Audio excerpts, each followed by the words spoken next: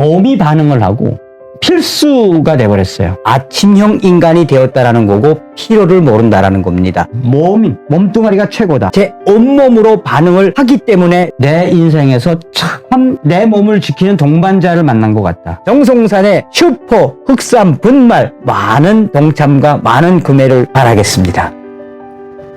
안녕하십니까, 정성산TV입니다. 오늘 소식은 5.18 북한군 침투설 광고 실은 조선일보에 부끄럽다라는 소식입니다.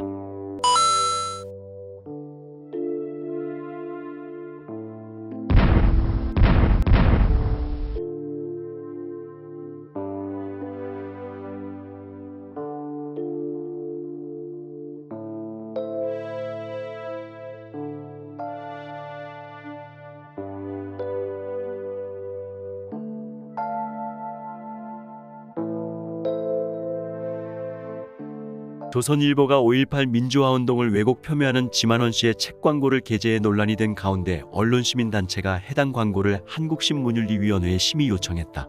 전국민주언론시민연합 네트워크는 14일 성명을 통해 이날 게재된 광고는 명백한 허위사실과 일방적 주장이 유력 언론지면에 광고라는 이름으로 게재된 것으로 무책임하고 부끄러운 저널리즘을 드러내고 있다고 비판했다.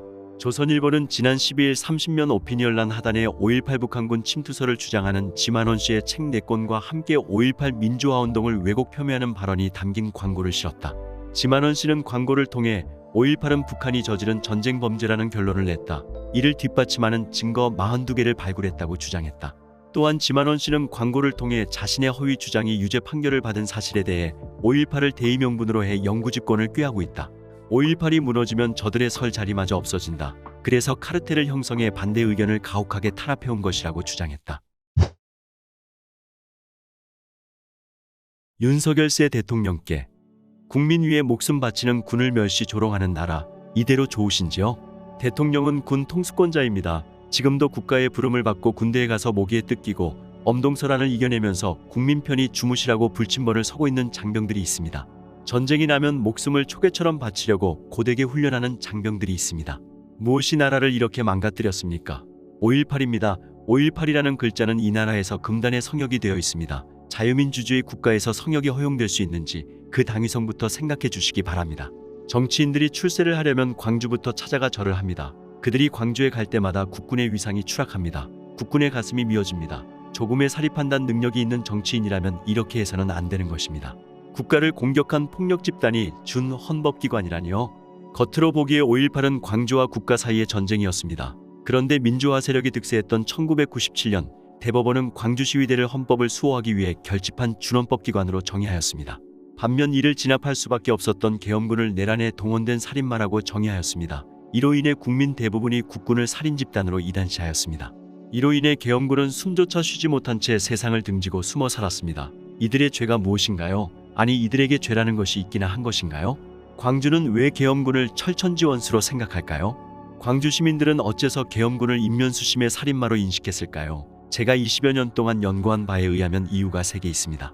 첫째, 유언비어입니다. 너무나 악성적이어서 좀처럼 뇌리에서 씻어지지 않는 유언비어. 계엄군이 여성의 가슴을 칼로 도려내고 대검으로 머리 껍질을 벗겨 매달아 놓았다. 이 얼마나 끔찍한 모략입니까?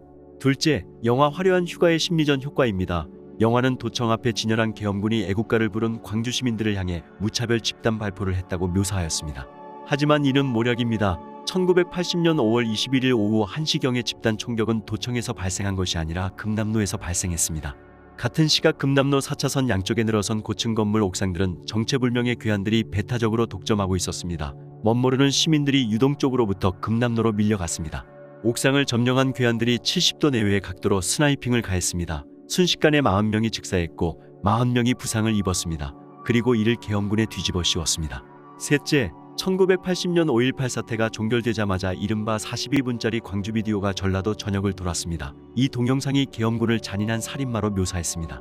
그런데 매우 놀랍게도 이 동영상은 1980년 북한 조선기록영화 촬영소가 제작한 것이었습니다. 당시 광주 현장에 대한 촬영 주권이 북한에 있었다는 사실을 이 이상 어떻게 더 확실하게 증명할 수 있겠습니까? 위와 같은 3가지 이유로 광주, 전라도 주민들이 계엄군을 증오하고 멸시하는 것입니다. 당시 계엄군은 어떤 존재였나요? 과연 계엄군은 광주에서 어떻게 행동했습니까?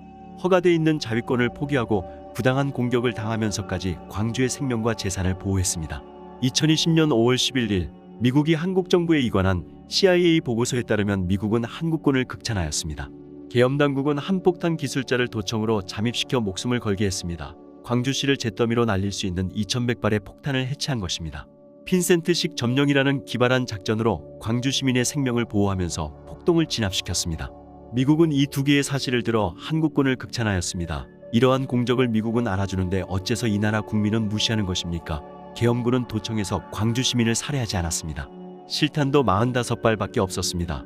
그것으로 지그재그로 달려드는 장갑차를 향해 사격을 가할 수 있었습니다. 이래서 계엄군은 억울한 것입니다. 대통령 위에 광주시장이 있다는 사실을 아시는지요?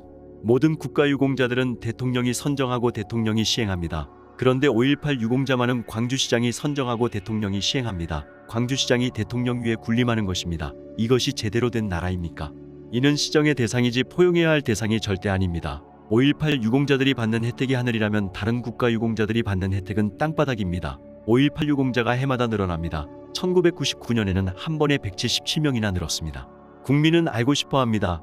유공자 혜택을 받는 사람이 몇 명이나 되는지, 무슨 공로를 세웠는지, 가산점으로 취직한 사람이 몇 명이나 되는지 궁금해합니다.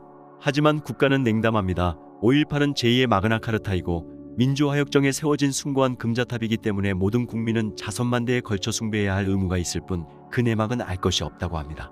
이래도 되는 것인지, 이런 것이 민주화인지 대답해 주시기 간절히 바랍니다. 문재인의 날치기 역사 왜곡에 새 대통령께서 동참하실 건가요? 문재인은 5.18 정신을 헌법 전문에 넣겠다고 공언했습니다. 그러기 위해 5.18 진상규명법을 만들었습니다. 국방부의 5.18 진상규명조사위원회를 설치하였습니다.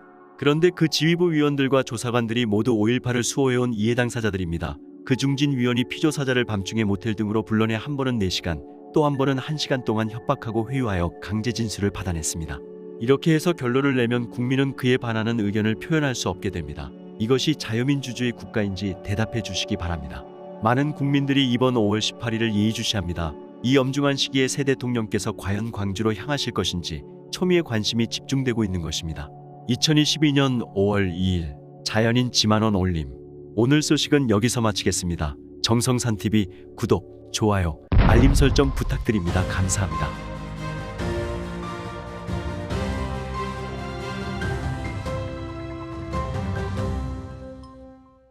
몸이 반응을 하고 필수가 돼버렸어요. 아침형 인간이 되었다라는 거고 필요를 모른다라는 겁니다. 몸뚱아리가 최고다. 제 온몸으로 반응을 하기 때문에 내 인생에서 참 내 몸을 지키는 동반자를 만난 것 같다. 정성산의 슈퍼 흑삼 분말 많은 동참과 많은 구매를 바라겠습니다.